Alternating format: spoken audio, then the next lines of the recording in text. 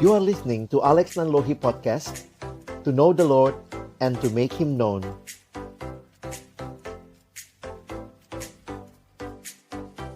Kita berdoa, biarlah hidup kami kembali boleh terbuka di hadapan-Mu ya Tuhan, karena Engkaulah Allah yang menciptakan kami dan mengenal kami satu persatu.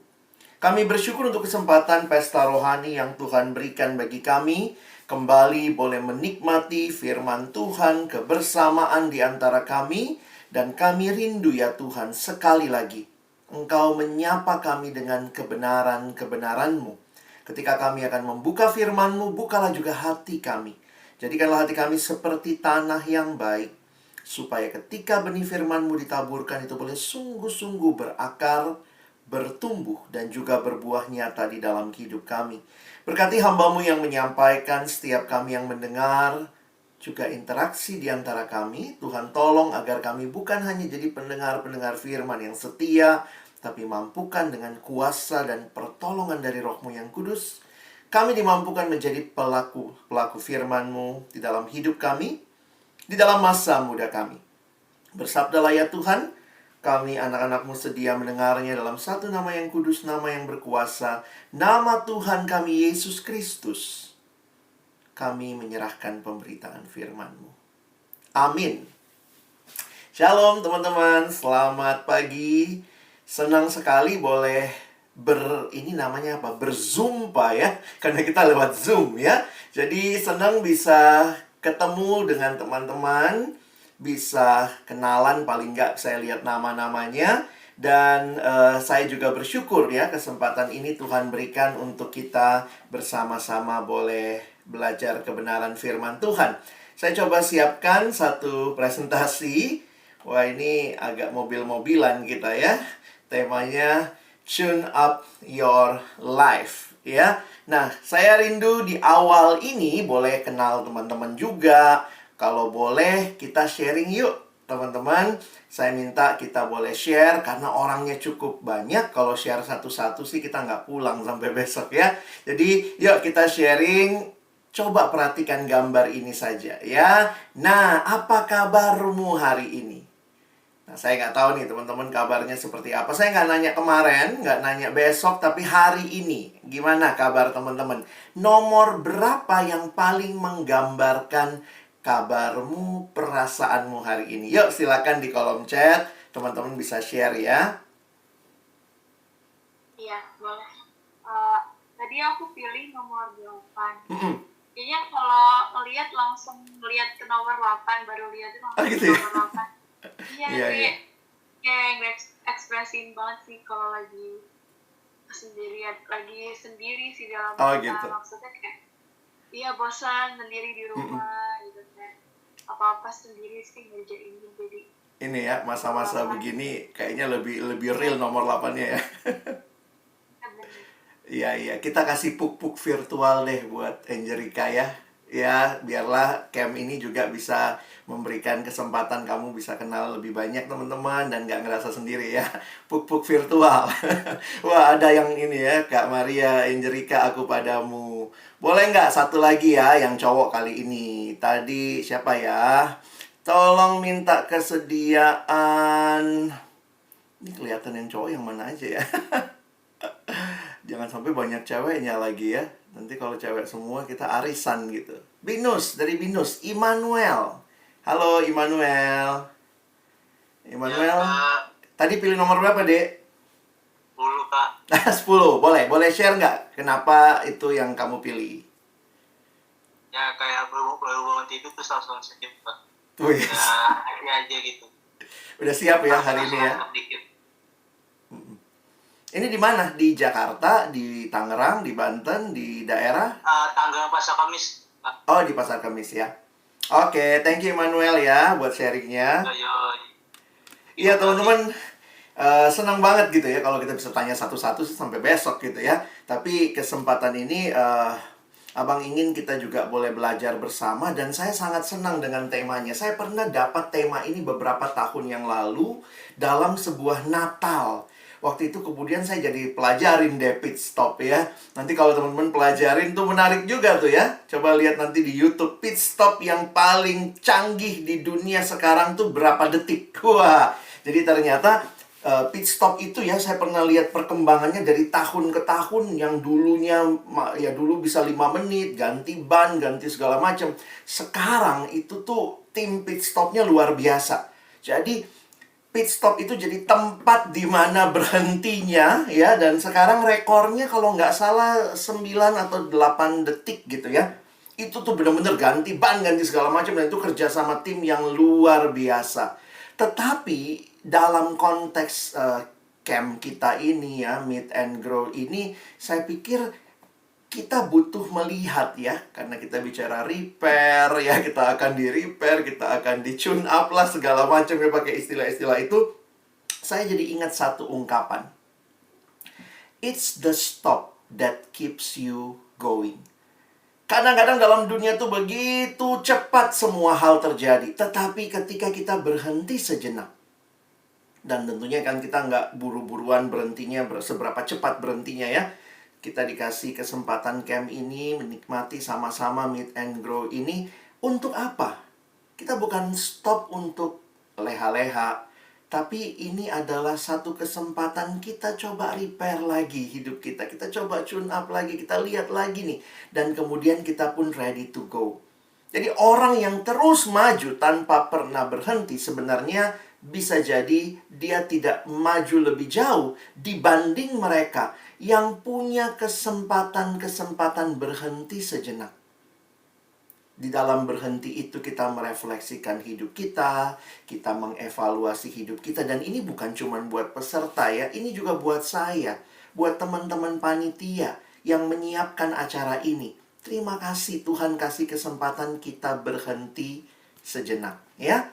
Nah, kita akan mulai dengan melihat kisah dari Paulus. Ya, ini kisah pertobatan Paulus.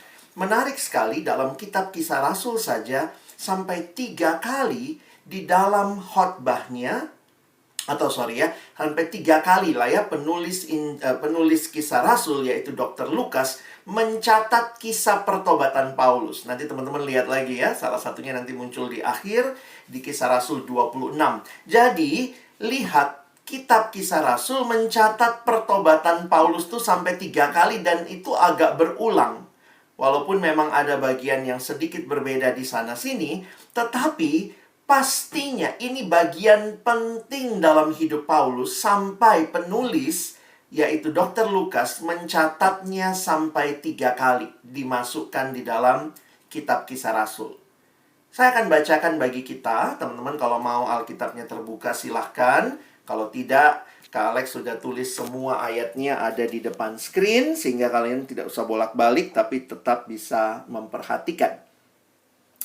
Sementara itu berkobar-kobar hati Saulus untuk mengancam dan membunuh murid-murid Tuhan.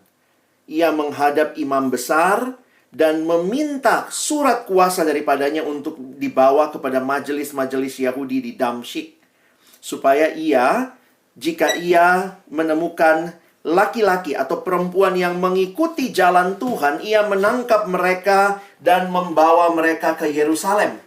Dan dalam perjalanan ke Damsyik, ketika ia sudah dekat kota itu, tiba-tiba cahaya memancar dari langit mengelilingi dia. Ia rebah ke tanah, dan kedengaranlah olehnya suatu suara yang berkata kepadanya, "Saulus, Saulus, mengapakah engkau menganiaya aku?" Jawab Saulus, "Siapakah engkau Tuhan?" Katanya, "Akulah Yesus yang kau aniaya itu. Tetapi bangunlah dan pergilah ke dalam kota. Di sana akan dikatakan kepadamu apa yang harus kau perbuat." Maka termangu-mangulah teman-temannya seperjalanan, karena mereka memang mendengar suara itu, tetapi tidak melihat seorang juga pun. Saulus bangun dan berdiri lalu membuka matanya, tetapi ia tidak dapat melihat apa-apa. Mereka harus menuntun dia masuk ke Damsyik. 3 hari lamanya ia tidak dapat melihat, dan 3 hari lamanya ia tidak makan dan minum. Di Damsyik ada seorang murid Tuhan bernama Ananias. Firman Tuhan kepadanya dalam suatu penglihatan. Ananias, jawabnya, "Ini aku, Tuhan." Firman Tuhan, "Mari pergilah ke jalan yang bernama Jalan Lurus, dan carilah di rumah Yudas seorang dari Tarsus yang bernama Saulus. Ia sekarang berdoa." Dan dalam suatu penglihatan ia melihat bahwa seorang yang bernama Ananias masuk ke dalam dan menumpangkan tangannya ke atasnya supaya ia dapat melihat lagi. Jawab Ananias, "Tuhan, dari banyak orang telah kudengar tentang orang itu, betapa banyaknya kejahatan yang dilakukannya terhadap orang-orang kudus-Mu di Yerusalem. Dan dia datang kemari dengan kuasa penuh dari imam-imam kepala untuk menangkap semua orang yang memanggil nama-Mu." Tetapi firman Tuhan kepadanya, "Pergilah, sebab orang ini adalah alat pilihan bagiku untuk memberitakan namaku kepada bangsa-bangsa lain, serta raja-raja dan orang-orang Israel. Aku sendiri akan menunjukkan kepadanya betapa banyak penderitaan yang harus ia tanggung oleh karena namaku." Lalu pergilah Ananias ke situ dan masuk ke rumah itu. Ia menumpangkan tangannya ke atas Saulus, katanya, "Saulus, saudaraku, Tuhan Yesus telah menampakkan diri kepadamu di jalan yang engkau lalui. Telah menyuruh aku kepadamu supaya engkau dapat melihat lagi dan penuh dengan Roh Kudus." Dan seketika itu juga seolah-olah selaput gugur dari matanya, sehingga ia dapat melihat lagi. Lalu ia bangun, lalu dibaptis. Sedemikian jauh pembacaan firman Tuhan. Berbahagialah kita yang bukan hanya membacanya, tetapi juga merenungkannya, melakukan dalam hidup kita, dan bahkan membagikannya. Teman-teman yang dikasihi dalam Tuhan Yesus Kristus, kalau kisah ini dibikin sinetron, drama ya, wow, ini sangat-sangat spektakuler. Memang tidak semua orang yang berjumpa dengan Yesus punya pengalaman yang spektakuler. Tetapi ada orang seperti Paulus yang mengalami perjumpaan yang spektakuler dengan Tuhan. Apa yang terjadi dalam pengalaman Paulus? Dia berjumpa dengan Kristus yang bangkit. The reason Jesus appeared to Saul on his way to apprehend Christian. Jadi dia bahkan dalam satu misi untuk menghancurkan kekristenan, dan justru dia mendapat kesempatan perjumpaan yang mengubahkan hidupnya, yang justru memanggil dia untuk memberitakan Injil kepada orang-orang non-Yahudi dan orang Yahudi.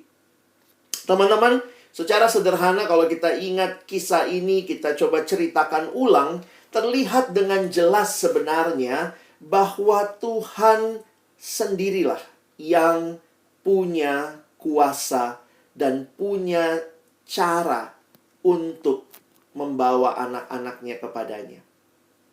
Caranya bisa seperti Paulus, tapi juga ada cara-cara lain ya. Kalau kita lihat seperti Petrus, Tuhan berjumpa dengan Petrus, lalu kemudian mengatakan, "Ikutlah aku."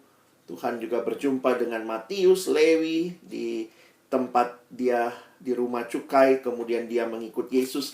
Tidak semuanya memang sangat spektakuler, tetapi cerita tentang Paulus ini menjadi hal yang menarik untuk kita renungkan bersama.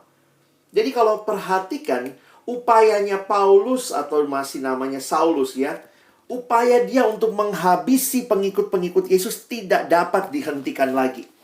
Dan kita sudah lihat itu mulai dari namanya muncul setelah kematian atau di saat kematian Stefanus. Disitulah pertama kali di Kisah Rasul muncul nama Saulus, seorang muda yang juga akhirnya dia minta surat sakti dari majelis Yahudi. Bahkan ini menjadi hal untuk mempermudah jalan untuk mencapai maksudnya, yaitu menghabisi pengikut-pengikut Yesus. Itulah ayat 1 dan 2 kalau teman-teman baca ya. Namun Tuhan Yesus nggak tinggal diam melihat semua itu. Dan disinilah saya pikir luar biasanya.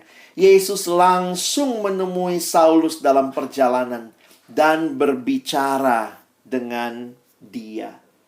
Teman-teman yang dikasihi Tuhan, Suatu pertemuan yang tentu akan membekas dalam ingatan Saulus. Sampai penulis Kisah Rasul, Dr. Lukas pun mencatatnya sampai 3 kali. Karena ia kemudian tidak dapat melihat. Nah ini bayangkan ya, tiba-tiba bisa tidak melihat gitu, buta 3 hari. Pasti nggak terlupakan. Sampai-sampai 3 hari itu dicatat dia tidak makan dan minum. Nah ini mungkin bicara bukan hanya sekadar masalah puasa, tapi kehilangan tentunya selera makan, semangat hidup. Ketika dia melihat bahwa apa yang justru dia mau hancurkan, itu yang justru menemui dia di dalam penglihatan yang ajaib itu. Yesus yang pengikutnya dia kejar-kejar ternyata berbicara langsung kepada dia. Jadi Yesus ini bukanlah Yesus yang mati. Dia Yesus yang sungguh-sungguh hidup dan bukan sedang ada di dalam kubur. Yesus sungguh-sungguh Tuhan dan bukan nabi sesat seperti yang Paulus pikirkan. Karena itulah dia mau menghancurkan murid-murid Yesus. Dan menarik sekali, Yesus menganggap penganiayaan yang dilakukan Paulus kepada orang Kristen merupakan penganiayaan terhadap dirinya. Jadi kan yang Saulus ini aniaya kan jemaat ya. Tetapi Yesus berkata ya, kenapa engkau menganiaya aku? Wah, waktu merenungkan ini teman-teman, saya jadi melihat bahwa ketika umat Tuhan diserang, sebenarnya bukan cuma umatnya yang diserang ya, tetapi itu bicara melawan kepada Tuhan. Dan karena itu pun kita percaya bahwa Tuhan yang kita sembah, Dia Tuhan yang sanggup untuk melepaskan kita jika itu memang kehendaknya. Nah teman-teman yang dikasihi Tuhan, kita belajar apa sih dari pengalaman Paulus ini atau Saulus namanya sebelum diubah? Saya coba menuliskan dari pertobatan Saulus ini, kita belajar betapa keselamatan di dalam Yesus Kristus itu sungguh-sungguh anugerah dari Tuhan. Kadang-kadang orang bilang, wah keselamatan itu karena saya yang mau, saya yang datang cari Tuhan. Tapi lihat kisah ini. Kisah ini hanyalah membuktikan bahwa bukan kita yang mau cari Tuhan. Tapi anugerah itu terjadi karena Tuhan mengasihi dan mau menyelamatkan kita. Keselamatan di dalam kekristenan bukan apa yang saya lakukan supaya selamat. Keselamatan di dalam kekristenan adalah apa yang Yesus lakukan supaya saya selamat. Makanya kalau kita menghayati seperti ini, sikap hati dalam kaitan keselamatan itu bukanlah sesuatu yang kita usahakan, tetapi sesuatu yang kita terima. Beda ya? Harusnya kita punya sikap hati. Keselamatan dalam kekristenan bukan sesuatu yang kita usahakan, upayakan, tetapi sesuatu yang kita terima. Karena itu adalah anugerah Allah. Bahkan kalau kita lihat, ketika tidak ada orang yang berani mendekati Saulus karena kejamnya orang ini, Allah sendiri bertindak.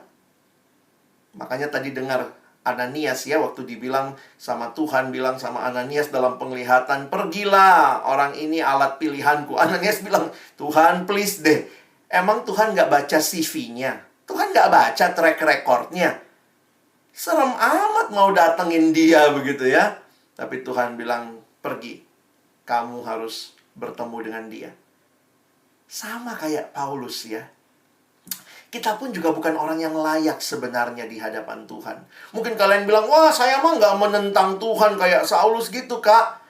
Tapi bisa jadi, di dalam keseharian kita, pilihan-pilihan hidup yang kita buat, kita sama saja seperti Saulus. Saulus melakukan apa yang dia anggap benar. Dan mungkin juga kita tidak menganiaya orang Kristen lainnya. Tetapi kita sedang melakukan apa yang kita anggap benar. Apa yang kita suka. Bukan apa yang Tuhan mau. Tapi kita pun mengalami perjumpaan dan menerima firman itu sehingga kita menjadi orang percaya. Bagi kita yang sudah terima Yesus, sudahkah kita bersyukur atas anugerah keselamatan yang Tuhan berikan? Dan maukah kita taat dipimpin oleh Yesus, Tuhan kita? Jadi menarik teman-teman ya untuk memperhatikan kisah pertobatan Paulus, menyadarkan kita semua bahwa sungguh keselamatan itu adalah anugerah yang kita terima dari Allah. Sekarang pertanyaannya, sudahkah engkau buka hatimu terima Yesus ya? Mungkin itu pertanyaan penting bagi setiap kita. Tapi ada hal yang menarik, sesuatu yang dikatakan selanjutnya. Kalau teman-teman perhatikan tadi ayat 15 ya, coba nanti lihat lagi ayat 15. Ketika itu firman Tuhan kepada Ananias, "Pergilah, sebab orang ini adalah alat pilihan bagiku untuk memberitakan," dikatakan memberitakan namaku kepada bangsa-bangsa lain. Jadi menarik ini teman-teman ya. Saya tuliskan begini. Panggilan pertobatan Paulus itu satu paket dengan panggilan pelayanannya. Wah, ini menarik ya. Pertobatan, tadi dia ketemu Kristus, tetapi itu juga menyatu dengan pelayanannya. Karena Tuhan langsung bilang, orang ini alat pilihan bagiku untuk menjadi saksi bagi bangsa-bangsa bukan Yahudi. Jadi kalau teman-teman memperhatikan, sebenarnya panggilan pertobatan dan panggilan pelayanan itu satu paket. Coba lihat ayat ini. Dalam 1 Tesalonika 1 ayat 9, Paulus pernah menyaksikan ini dalam kaitan dengan jemaat Tesalonika. "Sebab mereka sendiri bercerita tentang kami, bagaimana kamu sambut dan bagaimana," nah ini Paulus bicara soal jemaat Tesalonika, "kamu berbalik dari berhala kepada Allah untuk," nah saya beri warna tuh ya, dari kepada untuk melayani Allah yang hidup dan Allah yang benar. Teman-teman, kalau kita melayani, perhatikan kata melayani, itu terjadi kenapa? Karena kita telah terlebih dahulu bertobat. Orang yang bertobat adalah orang yang dipanggil bukan lagi melayani dirinya sendiri, bukan melayani keinginannya, nafsunya, atau bahkan melayani dunia ini, melayani si iblis, tetapi orang yang bertobat itu berbalik dari berhala, sekarang datang kepada Allah dan tujuan hidupnya baru. Bukan lagi melayani diri sendiri, tetapi melayani Allah yang hidup dan benar. Jadi teman-teman, kalau kita bersyukur ya, ada Meet and Grow Leader. Waktu saya renung-renungkan, wih kalian udah leader ya. Kalian orang-orang yang mungkin saat ini sedang melayani di kampusmu. Ingat baik-baik bahwa sebenarnya seorang pelayan Tuhan adalah seorang yang harusnya kenal siapa Tuhannya. Ayo pastikan ya. Dulu saya waktu SMA saya ikut retret pelayan, tapi justru di situ saya kenal Yesus. Saya sudah melayani Tuhan, saya ikut kegiatan, saya jadi pengurus, tapi ternyata saya belum pernah membuka hati terima Yesus. Jadi yang terjadi ya, karena teman-teman melayani, masa saya enggak? Saya dipilih, masa nolak? Ya udahlah, saya jadi pelayan, tetapi waktu saya melayani, saya sedang melayani keinginan diri saya. Supaya dipuji, dikenal, dibilang bagus, dilihat rohani. Itu kadang-kadang membawa sesuatu ya. Orang lihat kita kayaknya, wih dia tuh persis di bawah Tuhan Yesus ya. Wih hebat banget ya. Itu banyak kalimat-kalimat seperti itu yang mungkin waktu kita renungkan lebih dalam, kita tidak sedang melayani Tuhan, kita sedang melayani diri sendiri. Tetapi orang yang melayani itu terikat dengan pertobatan. Atau hanya orang yang sudah bertobatlah yang akan melayani Tuhan sungguh-sungguh. Ini perjumpaan yang tidak terpisahkan. Pertobatan dan panggilan pelayanan. Ada yang seperti Paulus langsung dikasih tahu, kamu alat pilihan bagi bangsa-bangsa.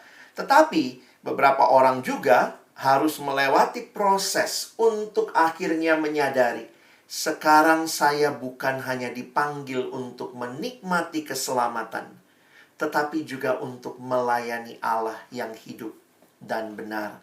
Ini yang namanya satu paket. Ya, nggak bisa cuma minta, Tuhan saya cuma mau diselamatkan, tapi saya nggak mau melayani. Oh, nggak bisa. Atau Tuhan saya senang pelayanannya, tapi nggak usahlah kenal Tuhan, nggak usahlah tobat-tobat amat gitu ya. Saya tomat aja lah, tobat kumat. Abis tobat besok kumat lagi gitu ya, nggak bisa.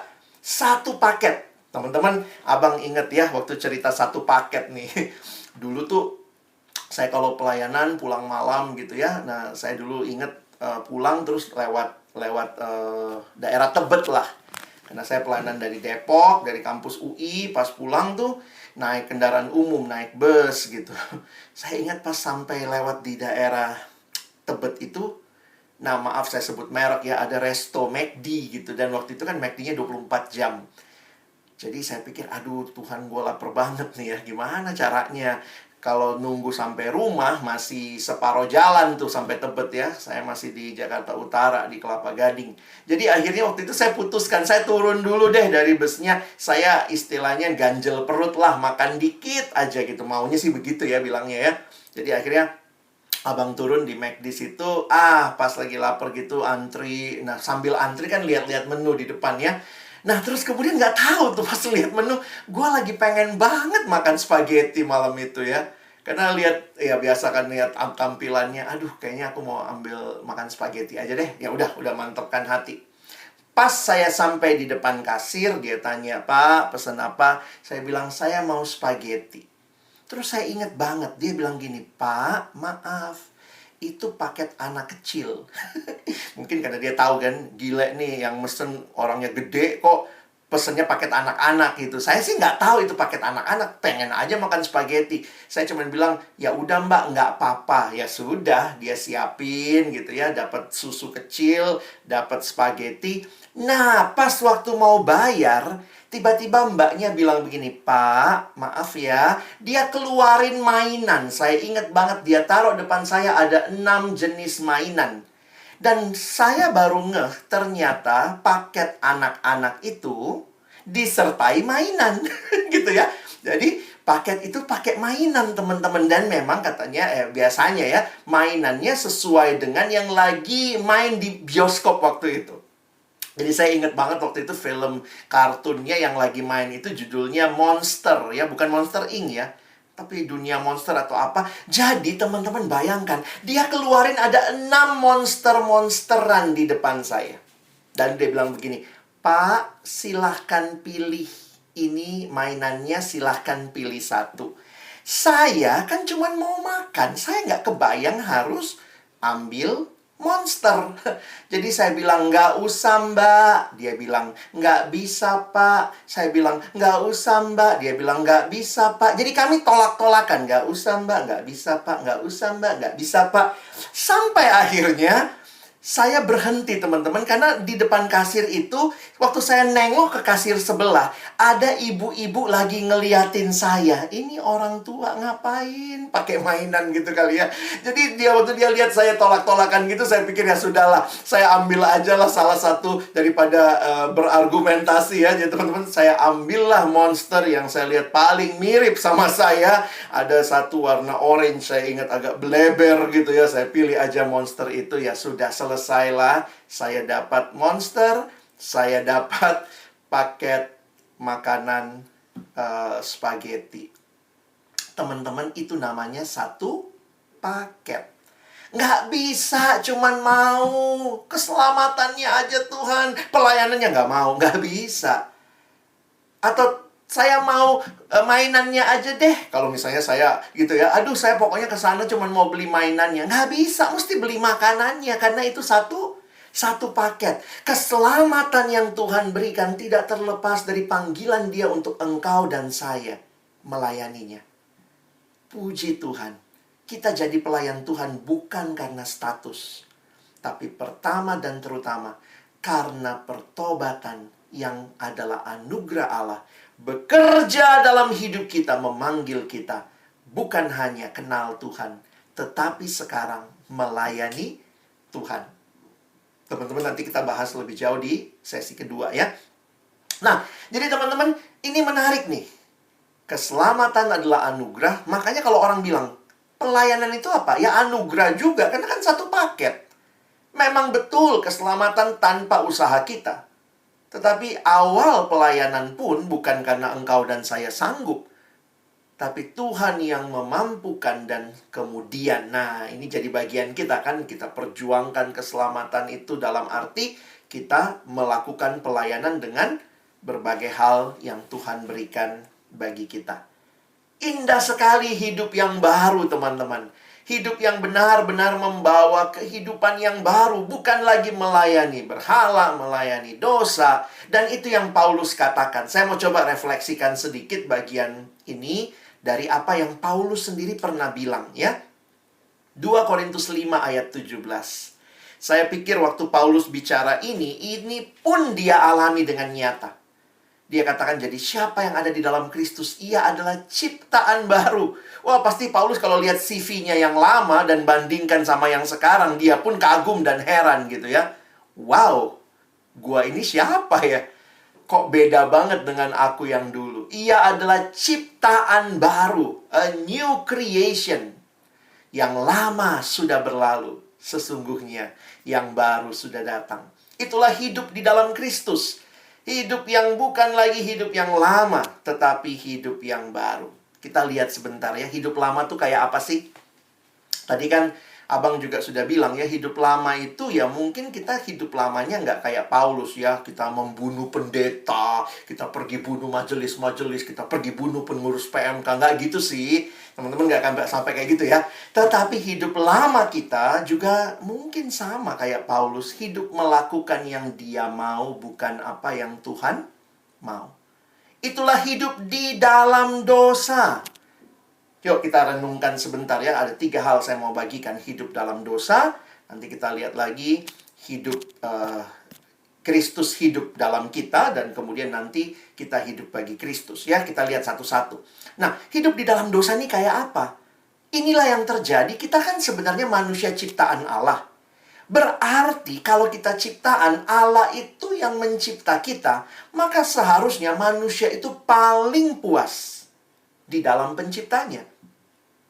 Jadi harusnya kepuasan kita yang sejati ya di dalam pencipta. Tetapi inilah dosa kan, teman-teman. Kalau kita bicara dosa selalu lihat gambar ini ya. Ini yang dikatakan salah satu istilah menggambarkan dosa di dalam perjanjian baru, dipakai istilah hamartia. Nah, hamartia itu adalah seperti ini. Kayak orang kalau mau memanah, harusnya kan kena yang paling tengah. Nah, waktu dia meleset, melenceng, boro-boro kena bidang sasaran. Malah kenanya melenceng dari sasaran. Itu yang digambarkan dengan hamartia. Allah ciptakan manusia untuk menyembah Dia. Tetapi kemudian dalam dosa manusia melenceng. Bukan Allah yang disembah. Malah dirinya dijadikan segala-galanya. Makanya dosa itu fokusnya kepada diri sendiri. Dan kemudian kalau tadi kepuasan harusnya di dalam Allah. Tapi di dalam dosa. Di dalam dosa kita semua seringkali menempuh cara-cara yang tidak sehat. Untuk mengisi kekosongan hati yang sebenarnya hanya mungkin dipuaskan oleh Allah. Karena itu saya pinjam penjelasan yang menarik dari Bapak John Piper. Waktu dia bilang apa itu dosa? Dia berkata dosa memang bicara pelanggaran hukum Allah. Tetapi dosa juga kalau kita lihat dari perspektif ini, ketika engkau dan saya mencari kepuasan di luar Tuhan. Kan harusnya cuma Tuhan yang kasih kepuasan. John Piper menuliskan, sin is what you do when your heart is not satisfied with God. Betul, kamu bilang, saya mah nggak bunuh-bunuh orang bang, kayak Paulus. Saya mah nggak pergi menganiayaan. Tetapi jangan-jangan sama seperti Paulus di akar yang paling dalam. Bukan Allah yang memuaskan dia. Tetapi hukum-hukum agama yang begitu rasanya kalau dia lakukan, dia jadi bangga. Dirinya jadi segala-galanya. Dosa itu fokusnya aku. Yang paling penting, how do you spell sin? S-I-N. Ada yang bilang, what is sin? Sin is the I in the center. Aku, I-nya gitu, yang paling tengah ya. Menarik juga kalimat ini. Yang paling penting aku puas, aku nyaman, aku untung, akulah segala-galanya. Bukan Allah. Bukan sesama. Ngeri. Dan inilah sebenarnya akar dari semua dosa. I am everything. Harusnya kan God is everything to me. But now kita bilang I am everything. Tidak heran, hidup di dalam dosa itu adalah hidup yang terbelenggu, teman-teman. Kenapa? Karena dosa ini membelenggu. Bayangkan ya, kepuasan-kepuasan yang kita cari di luar Tuhan. Dosa itu sifatnya membelenggu. Bayangkan dibelenggu tuh nggak enak, teman-teman. Memang ada yang membelenggu kita, hal-hal yang memang jahat. Nah, lihat ya, mungkin kita dibelenggu oleh hal-hal ini. Nanti periksa hidup kita ya. Kak Alex nggak mau kita cuma dengar khotbah, tambah pengetahuan, tambah koleksi slide pembicara. Banyak yang gitu ya, habis selesai, Kak jangan lupa slide-nya. Tapi buat apa kalau kamu tidak mengevaluasi hidupmu dari apa yang terjadi dengan hidupmu? Dosa itu cari kepuasan di luar Tuhan. Nah, inilah yang manusia cari. Di luar Tuhan. Tapi yang kadang-kadang jadi menyedihkan, karena manusia pikir dia bebas. Tapi ingat, dosa membelenggu. Ada yang mungkin dibelenggu oleh judi. Awal-awalnya nyoba-nyoba, lama-lama jadi ketagihan, lama-lama jadi terbelenggu. Orang yang dibelenggu oleh rokok. Teman-teman, mungkin kamu pikir, ada rokok doang mah bang. Aku di gereja juga ada pendetanya merokok. Tapi ingat, ketika kita terbelenggu dengan hal ini semua, jadinya ya siapa nggak tahu sih rokok itu berbahaya buat kesehatan ya. Nggak usah ngomong hamba Tuhan deh, tanya sama teman-teman FK kedokteran. Tapi itulah manusia dibelenggu. Minuman keras, narkoba, itu bukan vaksin ya, narkoba itu ya. Jadi ini bayangan bahwa betapa mengerikannya dosa, sehingga saya pikir-pikir gini ya, kalau Tuhan, coba teman-teman, kalau kamu jadi Tuhan ya, gimana itu? Manusia doanya gini, Tuhan, kasih saya kesehatan, tapi rokoknya jalan terus. Nah, gimana juga itu? Jadi memang dosa itu membelenggu ya, ngeri banget. Dan di dalam dosa manusia tuh jadi bodoh, goblok. Ya, maaf ya. Itu manusia di dalam dosa tuh kena penyakit jugulisme.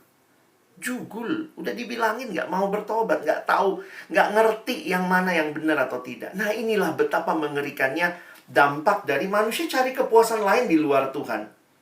Nah, tapi teman-teman, yang saya juga mau sampaikan, ternyata kepuasan di luar Tuhan juga bisa kita dapat dari hal-hal yang sebenarnya baik. Tetapi kita sekali lagi pakainya bukan untuk kemuliaan Tuhan. Contoh, HP baik nggak? Oh, baik dong. Tetapi ketika HP membelenggu kita, dengan HP ini kita nikmati dosa, kita jatuh dalam dosa, bukan dipakai untuk kemuliaan Tuhan. Jadi hal-hal yang baik bisa jadi ketika tidak dipakai dengan baik, justru membuat kita semakin jauh dari Tuhan. Katanya punya smartphone, tapi nggak smart. Nah, ini banyak yang terjadi. Di handphonenya jatuh dalam dosa, nikmati porno. Di handphonenya chatting-chatting mesum. Di handphonenya video call bugil. Jadi itu dari mana? Dari smartphone, tapi nggak smart. Jadi hati-hati dengan hal-hal baik yang ketika engkau dan saya tidak menggunakannya dengan tanggung jawab di hadapan Tuhan, hal-hal baik itu justru telah mengikat kita dalam dosa. Belanja baik nggak? Baik, kita butuh belanja. Kalau nggak, gimana hidup ya? Tapi kalau kita gila belanja, nah sekali lagi, hal baik ketika tidak digunakan dengan baik, tidak mengikuti saran penggunaannya yang terbaik, malah kita jadi konsumerisme. Kita butuh konsumsi, mengkonsumsi sesuatu, belanja, tapi jangan jadi konsumerisme. Dan banyak loh hal-hal baik yang tanpa kita sadari, kalau tidak kita gunakan dengan baik, ternyata kita sudah menggeser Allah, menjadikan itu sumber kepuasan kita. Ayo, ada nggak yang terbelenggu sama ini? Drama Korea. Wes, I am so tired but I cannot stop watching. Wah, kalau nonton satu malam 2-3 seri melek, baca Alkitab 2-3 ayat, ngantuk. Apa yang salah dengan kerohanian kita?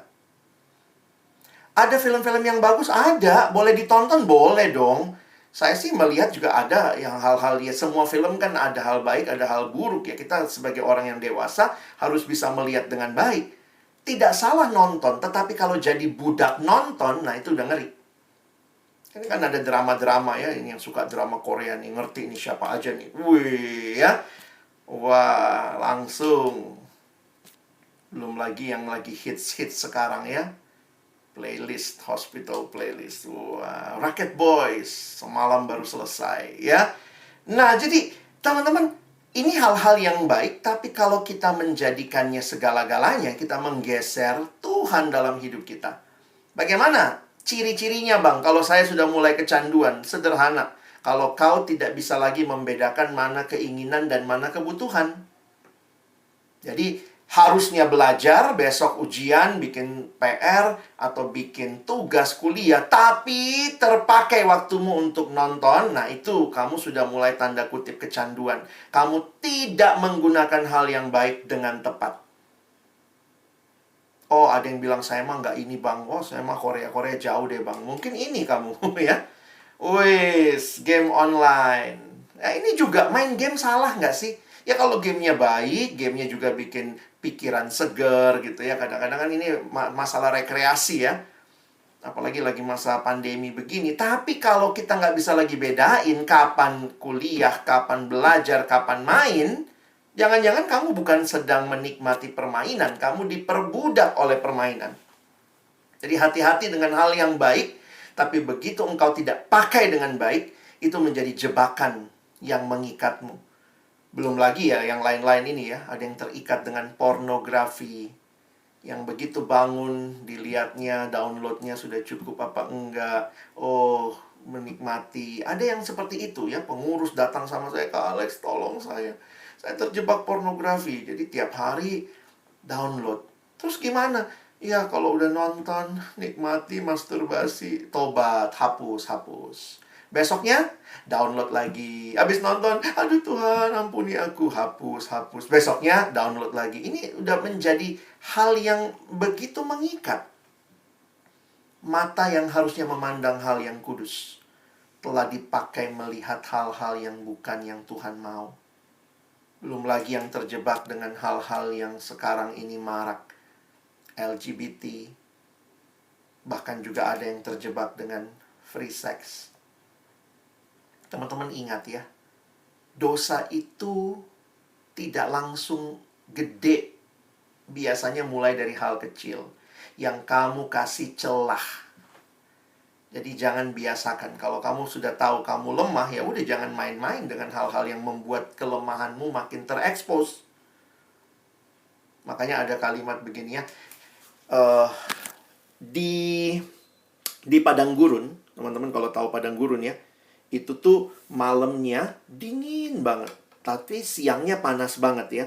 Jadi biasanya kalau misalnya orang-orang yang sedang traveling di padang gurun itu, biasanya malam-malam kan dia bikin tenda, lalu di luar tenda itu kan dingin sekali. Nah, biasanya untanya ini katanya, unta itu suka juga tuh mau cari kehangatan, dia masukin kepalanya ke dalam tenda. Teman-teman, teorinya begitu unta masukin kepala harus langsung diusir. Jangan, aduh kasihan ya si unta, ayo sini masuk, kepalanya doang nggak apa-apa. Karena apa? Kalau kepalanya diizinkan masuk, nanti lama-lama lehernya masuk, lama-lama kaki depannya masuk, lama-lama punuknya masuk, lama-lama kaki belakangnya masuk, dan lama-lama untanya di dalam, orangnya di luar gitu ya. Ini yang ngeri. Jadi diingatkan kepada kita, jangan beri celah kepada iblis untuk hal-hal yang kita, ya nggak apa-apalah, hari ini download 1, terus nanti download 2, download 3, pornografi gitu ya.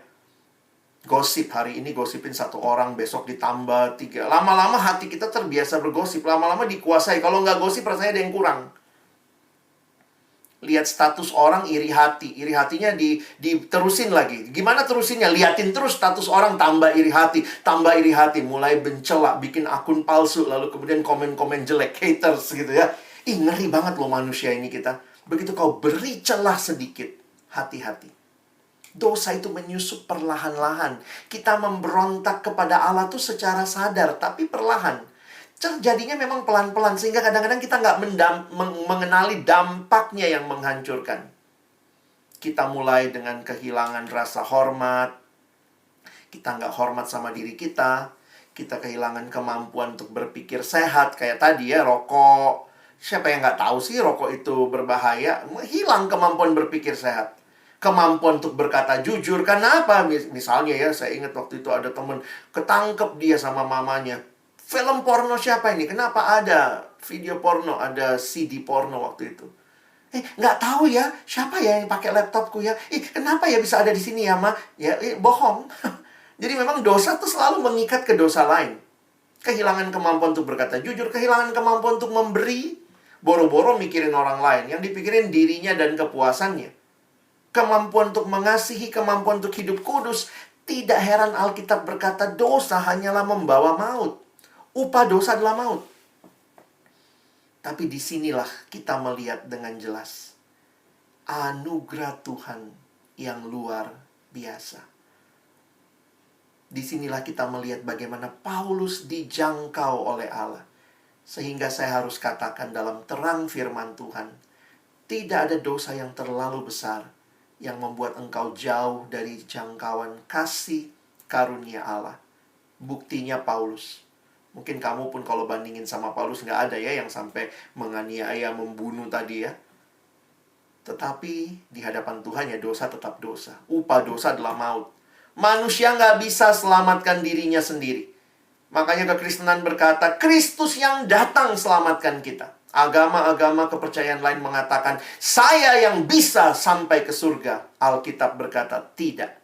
Yang punya surga datang supaya engkau yang percaya padanya dibawanya ke surga. Manusia itu nggak bisa selamatkan diri sendiri. Dosa itu masalah kita. Sin is our problem, but the solution is from God. Jesus Christ, the God solution.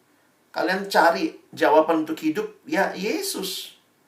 Searching for the answer to life, Jesus, you have found Him. Kadang saya kalau lihat ini ya, cari di mana ini keyboard S-nya 2 begitu ya. Demi kepentingan ilustrasi itu ya, Jesus S-nya 2 kan. Nah, jadi teman-teman, inilah hidup yang lama, hidup di dalam dosa. Tapi ingat, Kristus memberi hidupnya. Paulus berjumpa dengan Kristus yang bangkit. Yang kasihnya begitu besar, sehingga dia tidak membuyarkan kita binasa. Setiap yang percaya tidak binasa. Pandanglah salib Kristus. Di situ menunjukkan betapa seriusnya dosa kita. Tapi di salib yang sama, menunjukkan kasih Allah yang tidak terukur. Setiap kali melihat klip seperti ini, membayangkan apa yang dia harus jalani demi keselamatan engkau dan saya harus berkata, Tuhan, it's all by your grace. Yesus bayar harga yang sangat mahal untuk penebusan kita. Pendeta Billy Graham berkata dalam satu khotbahnya, Kristus, Allah membuktikan kasih-Nya pada kayu salib. Ketika Kristus digantung, berdarah dan mati, itulah saatnya Allah berkata kepada dunia, aku mencintaimu. Saudara mau belajar kasih? Lihat salib Kristus. Sebuah kutipan yang selalu saya munculkan kalau khotbah, karena saya sangat terkesan. Ini memang nggak bisa diterjemahin ya, karena ada keindahan permainan kata di sini.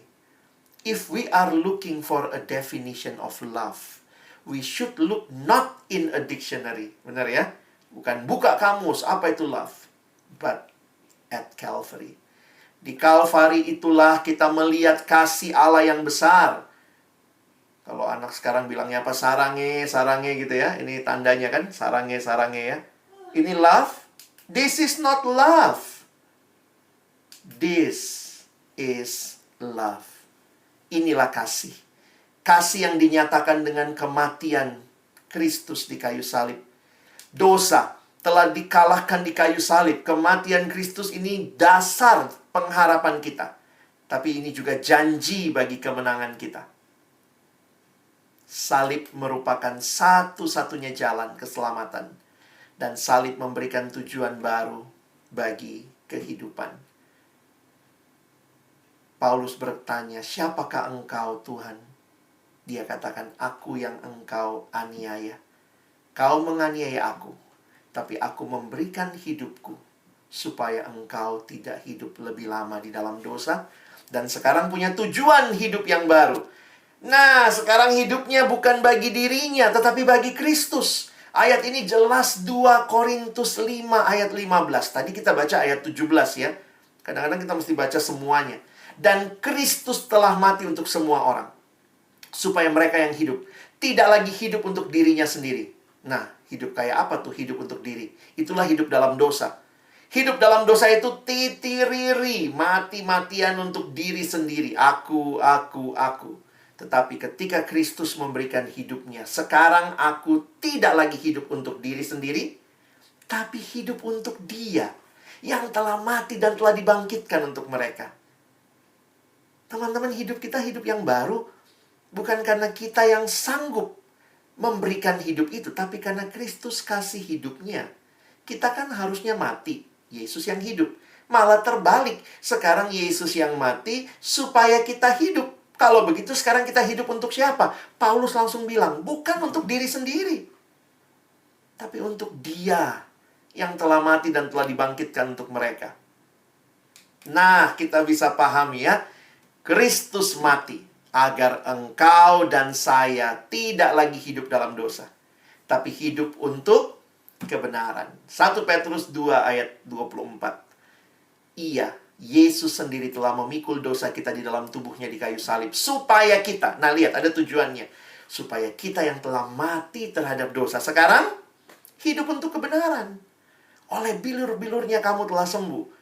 Berarti harus ada perbedaan bagi kita yang sudah terima Yesus. Hidupmu menunjukkan perbedaan. Kamu hidup untuk kebenaran, bukan menikmati dosa.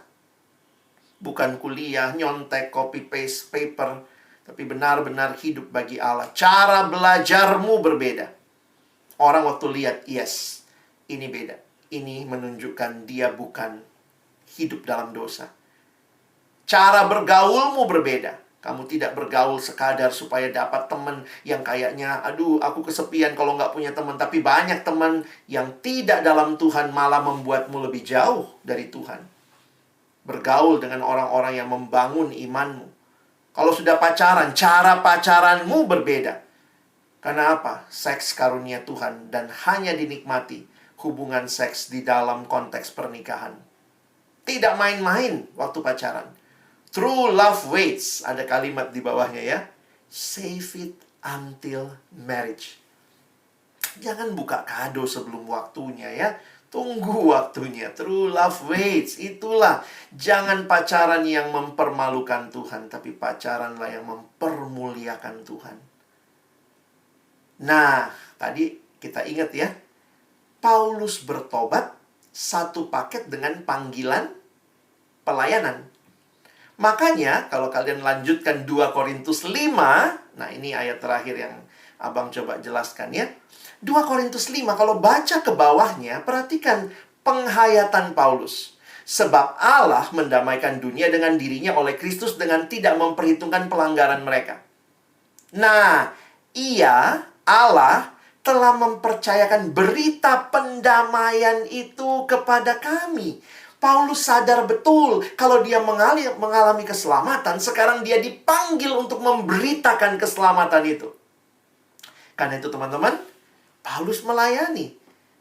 Paulus memberitakan Injil. Kenapa? Hanya Injillah pengharapan manusia yang bisa membawa kita untuk melihat apa yang sebenarnya menjadi rencana Allah yang merindukan supaya kita diselamatkan. Nah, teman-teman, apa panggilanmu? Tuhan panggil kamu di mana? Iya kak, saya sudah bertobat, saya sudah terima Yesus. Puji Tuhan. Sekarang Tuhan panggil kamu melayani di mana? Untuk membawa berita pendamaian itu, membawa berita Injil itu, bahwa Allah mengasihi dunia ini. Nah, teman-teman, bersyukur ya. Di kampus-kampus kita ada persekutuan mahasiswa Kristen. Apa sih visinya persekutuan mahasiswa Kristen? Ya ini kerinduannya adalah lahirnya mahasiswa-mahasiswa yang mengenal Kristus, bertumbuh jadi murid yang setia, taat, dewasa, tangguh, menjadi teladan, sehingga akhirnya jadi alumni yang menjadi berkat bagi keluarga, gereja, bangsa, dan bahkan dunia. Teman-teman, kadang saya berpikir, Tuhan, Engkau mau saya melayani di mana? Tuhan bilang, nggak usah jauh-jauh. Di mana kamu sekarang? Di kampus, Tuhan. Ya sudah, di situ kamu melayani. Saya bertobat dan saya dipanggil Tuhan. Di mana saya sekarang? Saya ada di kampus. Tuhan, tolong saya. Karena itu persekutuan mahasiswa Kristen adalah tempat di mana pemimpin-pemimpin ya meet and grow ya hari ini ya. Waktu mahasiswa masuk, ini dapurnya, pabriknya namanya PMK, lahir jadi alumni yang akhirnya jadi berkat, teman-teman. Ini kan yang kita usahakan. Apakah teman-teman yang ada di kampus-kampus, para koordinator, tim inti, mungkin kalian pengurus, pemimpin kelompok kecil, pemimpin KTB, pelayan, apapun namanya gitu ya. Apakah kamu rindu dipakai Tuhan di dalam pelayanan mahasiswa? Supaya apa? Saya tuliskan. PMK melalui setiap programnya menghasilkan mahasiswa alumni yang berjumpa dengan Tuhan secara pribadi. Menghasilkan mahasiswa dan alumni yang rela bayar harga untuk melayani Tuhan dan sesama. Menghasilkan alumni dan mahasiswa yang menemukan dan sadar panggilan hidupnya dan menyerahkan diri kepada Allah yang memanggil mereka. Karena itu saya bersyukur ya. Di kampus-kampus Tuhan tidak hanya beritakan Injil, ketika ada yang bertobat, Tuhan kasih kesempatan. Salah satunya jadi pengurus di PMK kan? Jadi pengurus, jadi pelayan. Karena panggilan pertobatan terkait dengan panggilan pelayanan. Kalau betul Tuhan panggil teman-teman di kampus, ya lakukan dengan baik. Tentu dong persekutuan di kampus harus ada yang ngurus. Masa nggak ada yang ngurus? Kayak kita bikin camp begini. Masa tiba-tiba saya datang gitu jadi pembicara. Terus kamu tanya, Kak Alex, siapa yang ngundang? Oh tadi malam Roh Kudus bicara sama saya. Lalu suruh datang besok. Ini Zoom meetingnya, ini Zoom linknya. Enggak, saya tuh diundang. Siapa? Karena ada yang mau beri diri ngurusin ini. Teman-temanmu. Sehingga kasih Tuhan sampai kepadamu ketika ada orang-orang yang memberi diri melayani. Maukah engkau menyatakan kasih Tuhan kepada teman-teman di kampusmu? Dengan jadi pengurus yang baik, jadi pelayan Tuhan. Kalau kalian lagi mimpin KTB, mimpin kelompok kecil, memimpin dengan baik. Jadi ini yang kita sudah lihat ya. Hidup dalam dosa, bukan itu rencana Tuhan. Karena itu Kristus memberi hidupnya. Sehingga engkau dan saya hidup bagi Kristus. Punya hidup yang benar. Dan hidup yang punya misi. Bukan lagi apa yang aku mau, tapi apa yang Kristus mau. Bagaimana respon kita? Maukah kita buka hati terima Yesus dalam hidup kita? Ada yang tanya, terima Yesus tuh kayak apa sih Kak? Saya dari kecil mah udah Kristen. Saya melihat dua hal tentang terima Yesus. Coba kalian pikir. Pertama, terima Yesus berarti saya sungguh-sungguh percaya bahwa hanya Yesus satu-satunya Tuhan dan Juru Selamat secara pribadi. Percaya itu berarti berserah. Kayak gini ya, ini anak yang berserah kepada orang tuanya. Teman-teman, saya dari kecil Kristen, tapi saya sungguh-sungguh percaya justru kelas 1 SMA. Dalam satu ibadah ketika Injil diberitakan, disitulah saya sadar, selama ini saya pikir saya sudah lumayan baik. Tapi ternyata saya masih percaya sama diri saya. Saya percaya usaha saya membawa saya kepada keselamatan. Tapi malam itu, Tuhan menyatakan, Aku yang memberikan anugerah. Maukah engkau percaya? Dulu percaya Tuhan hari Minggu, hari lain ya percaya ramalan, percaya dukun, percaya yang nggak bener gitu ya, percaya pornografi memberi kepuasan. Hari Minggu sih ke gereja, oh kudus, kudus, holy, holy. Orang yang terima Yesus benar-benar meyakini bahwa hanya Yesus satu-satunya Tuhan dan Juru Selamat, dan yang dapat menyanggupi memberi kepuasan. Tapi bukan hanya percaya, selalu ada pertobatan. Paulus menggunakan istilah, ada yang ditanggalkan, ada yang dikenakan. Karena itu, bukan hanya percaya, tapi juga bertobat. Maukah teman-teman datang kepada Tuhan? Akui dosamu. Mazmur 32 ayat 5 mengatakan, dosaku kuberitahukan kepadamu, dan kesalahanku tidaklah kusembunyikan. Aku berkata, aku akan mengaku kepada Tuhan pelanggaran-pelanggaranku, dan Engkau mengampuni kesalahan karena dosaku. Ketika engkau dan saya datang mengakui dosa kita, Tuhan tidak mempermalukan kita, tapi Dia berjanji mengampuni kesalahan karena dosa-dosa kita. Sehingga kita bisa berkata sekarang yes. Bukan yes kepada dosa, yes to God, no to sin. Jangan terbalik ya, yes to sin, no to God. Enggak, yes to God, no to sin. Punya komitmen untuk berubah. Punya hidup yang tidak mau lagi hidup seperti yang lama. Punya komitmen terus bertumbuh. Saya rindu Tuhan, makin kenal Engkau, makin bertumbuh. Salah satunya, Tuhan hadirkan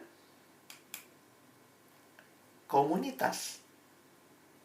Teman-teman punya gereja, di kampus ada PMK, Persekutuan Mahasiswa Kristen, di kampusmu, di kotamu, di wilayahmu. Ini menarik ya. Kita sama-sama seBanten atau seTangerang ya. Di wilayahmu, nikmati itu. Nikmati ibadah-ibadah, kelompok-kelompok kecil pemuridan, disiplin rohani. Karena ini cara Tuhan untuk membangun engkau. Paulus dipakai Tuhan di zamannya. Setelah dia bertobat, dia dipanggil memberitakan kebenaran. Saat ini, maukah engkau dipakai Tuhan di generasi ini? Pertama-tama buka hatimu terima Yesus. Dan jika engkau sudah membuka hati terima Dia, hidup benar dalam Dia. Dan mari melayani. Di mana Tuhan sedang pakai kalian, utus kamu, supaya lebih banyak orang lagi yang mendengar Injilnya dan hidup di dalam Dia. Ini satu paket. Terima Yesus, bertobat, dan hidup bagi Yesus, melayani Dia. Maukah teman-teman untuk menyerahkan hidupmu kepada Kristus? Saya beri waktu secara pribadi di dalam doa, dalam waktu tenang ini. Silakan teman-teman meresponi panggilan Allah. Sebagai hamba Tuhan, saya akan memberikan beberapa pertanyaan untuk engkau jawab. Dan kiranya engkau menjawabnya dengan jujur di hadapan Tuhan. Siapa adik-adikku yang setelah dengar firman Tuhan hari ini, engkau berkata, Tuhan Yesus, di sini saya. Selama ini saya menikmati hidup di dalam dosa dengan semua yang aku ingini. Tapi setelah dengar firman-Mu hari ini, maka saya untuk pertama kalinya mau buka hatiku, terima Yesus sebagai satu-satunya Tuhan dan Juru Selamat dalam hidupku. Jika ada adik-adikku yang hari ini mau ambil keputusan ini, membuka hatimu untuk pertama kalinya menerima Yesus sebagai satu-satunya Tuhan dan Juru Selamat, dalam sikap hormat di hadapan Tuhan, taruhlah tangan kananmu di dada sebagai bentuk wujud penyerahanmu kepada Tuhan. Jika engkau mau buka hati terima Yesus, saya rindu mendoakan keputusanmu.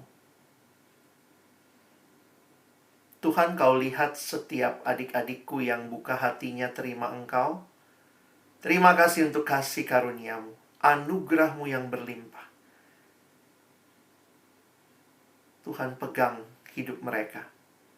Mereka milik-Mu, Tuhan.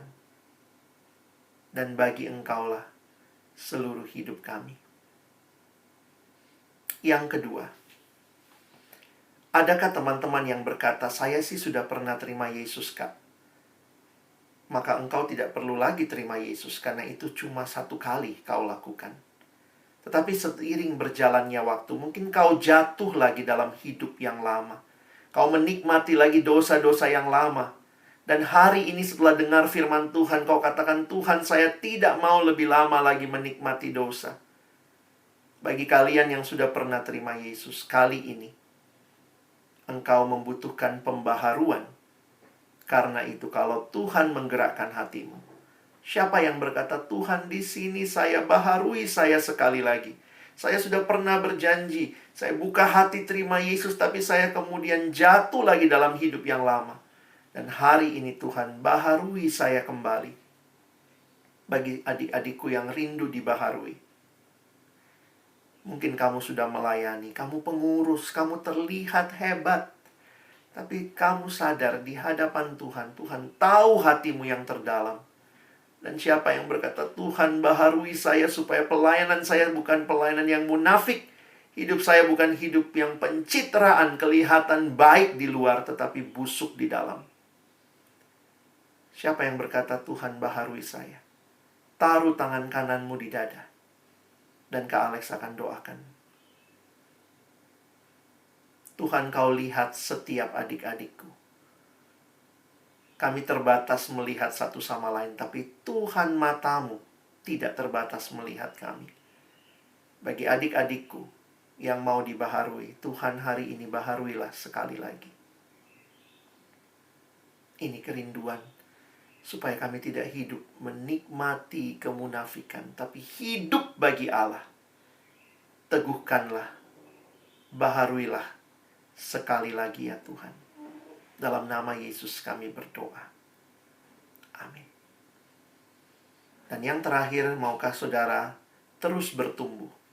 Tuhan hadirkan persekutuan secara khusus di kampus, di kotamu, di wilayahmu.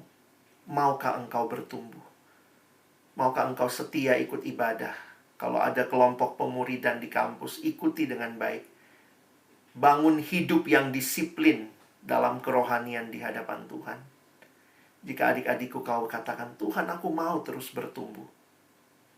Mari ambil waktu ini untuk berdoa bagi keputusanmu secara pribadi.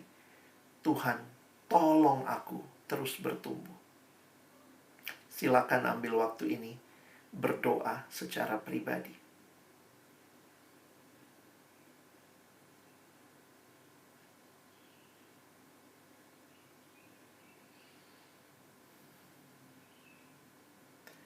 Tuhan, kau lihat setiap kami yang rindu bukan hanya hidup biasa-biasa saja, tapi hidup yang terus semakin bertumbuh. Teguhkanlah keputusan kami. Tolong kami bukan hanya membuat janji ini, tetapi juga tolong kami dikuatkan untuk melakukannya di dalam anugerah Tuhan. Terima kasih buat kesempatan kami boleh mendengar firman dan bahkan meresponi firman. Sekali lagi kami bersyukur. Di dalam nama Tuhan Yesus, kami sudah berdoa. Amin. Teman-teman yang dikasihi Tuhan, di akhir dari sesi ini, izinkan saya meminta kesediaan kita untuk memberi respon yang bisa kita syukuri dan kita doakan bersama. Kalian akan mengisi Padlet dan ini tanpa nama ya, anonim. Silakan panitia bisa copy linknya. Dan teman-teman, dalam waktu yang ada, apa komitmen teman-teman setelah mendengar firman Tuhan? Ada link Padlet yang bisa di-share. Kalian bisa coba perhatikan linknya. Padlet.com atau mau scan silahkan. Di situ saya minta kalau kamu ambil keputusan sesuai dengan yang kamu buat tadi, silakan tinggal di vote saja. Kalian tinggal vote yang mana yang menjadi keputusanmu. Tetapi saya juga minta jika ada dosa-dosa yang mau kau tinggalkan, silakan klik tanda tambahnya, nanti kalian bisa tulis. Tidak ada yang akan tahu karena ini semua tanpa nama, tapi kiranya kita pun bisa meresponi ya. Silakan nanti kalau kalian lihat, kalian tinggal vote ya. Apa keputusanmu? Kalau kamu tadi ambil keputusan yang pertama, silakan vote yang paling kiri, menerima Yesus. Ada tangan yang naik ke atas, jempol ya. Kalau kamu tadi membaharui komitmen. Nah, jika ada dosa-dosa yang mau kamu tinggalkan, klik tanda tambah saja di situ. Dan kalian bisa menuliskan. Yang terakhir juga, siapa yang rindu untuk terus bertumbuh, silakan klik vote juga. Dan ini jadi respon kita. Dan kita bisa saling mendoakan juga ya. Untuk yang kolom ketiga, ada dosa-dosa yang spesifik kah? Yang kamu juga rindu, Tuhan, saya mau tinggalkan dan saya mau berikan hidupku untuk Tuhan. Silakan engkau tuliskan. Dan kiranya nanti kita juga bisa saling mendukung dalam doa. Saya kasih waktu lagi buat teman-teman yang mau menulis. Silakan dalam 2 menit ke depan. Padletnya masih akan dibuka. Jadi kalian sesudah ini pun kalau ingin menulis lebih jauh, hal-hal yang kamu ingin untuk tinggalkan, silakan teman-teman bisa menuliskan. Saya kasih waktu lagi 2 menit. Lalu nanti sesudah selesai, kita kembalikan kepada MC untuk melanjutkan sesi ini.